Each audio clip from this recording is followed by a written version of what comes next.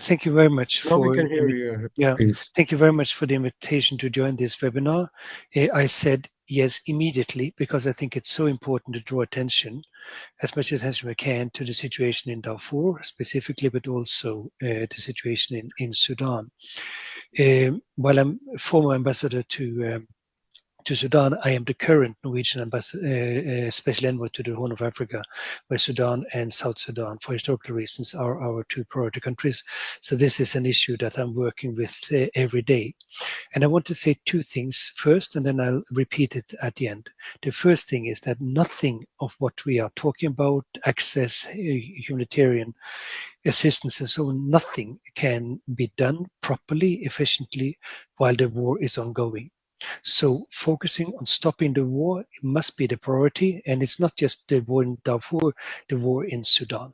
That's the priority. Unfortunately, it'll take time to get there because I don't think we'll have a ceasefire before we see the contours of a political solution. So Norway is working very hard on the political front. We have less to value to add to the ceasefire negotiations, even though we, of course, are very supportive of this. The second point I want to make is that the suffering that we are now seeing in Darfur, as well as in other parts of Sudan, they are man-made. They are man-made. This didn't need to happen. I was in Sudan when the war broke out. It was a peaceful morning. We had indications that things were moving okay on the political front, and then something happened. Now we need to investigate more what that something was. But my point is, this was a war that was deliberate. It was not just an accident, it was deliberate. Now, we all know the situation in Sudan is the world's largest displacement crisis. It's more people starving than anywhere else in the world, and we have a growing a number of areas where there is real famine, which means that people are dying.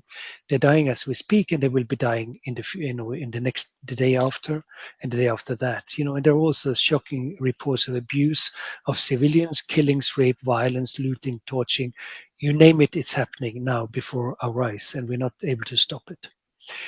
Norway has been very clear from the outset. We want to see an immediate ceasefire and an inclusive political process towards a sustainable peace and democratic transition.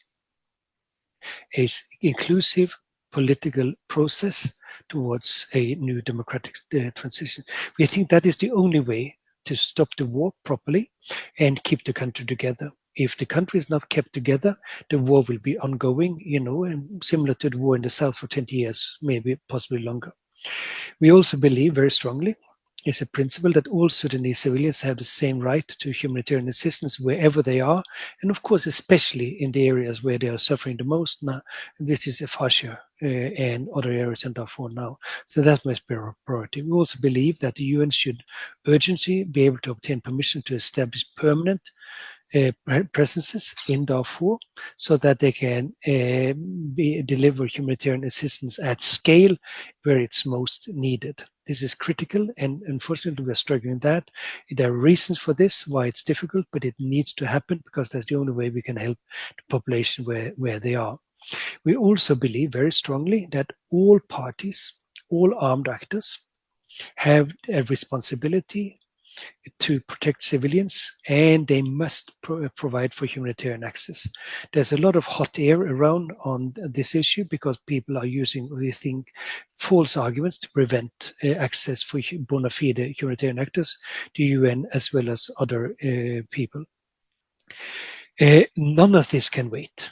None of it can wait. And as humans, fellow humans, as signatories to the Geneva Convention, we believe that we are obliged to protect, save lives. So we're working on this day in and day out, unfortunately with good partners in the region and elsewhere.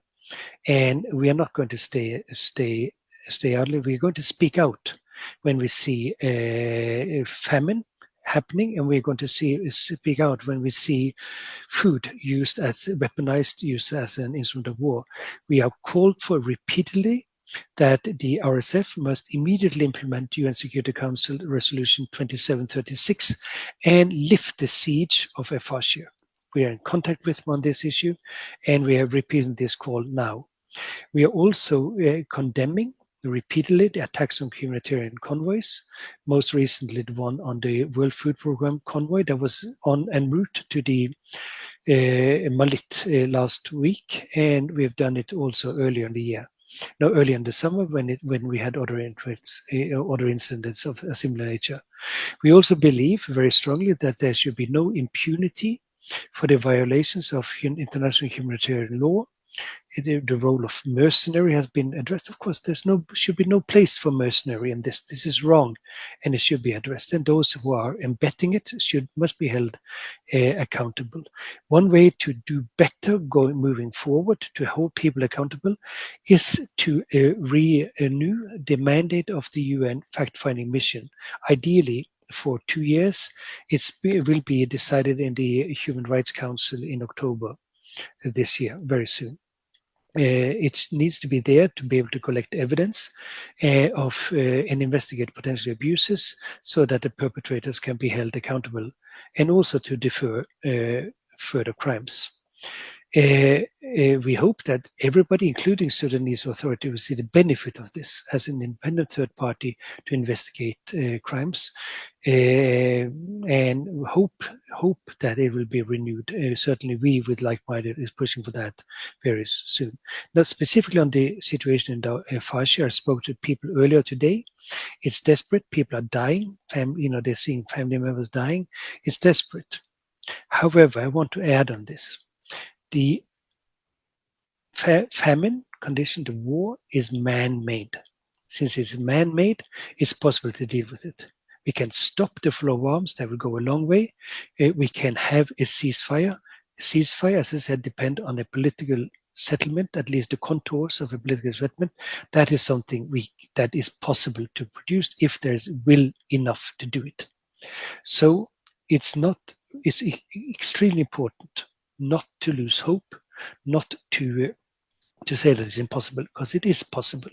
And finally, what I'm always saying, because the people of Sudan, the people of Darfur, the people of El-Fasher had not given up, we cannot give up.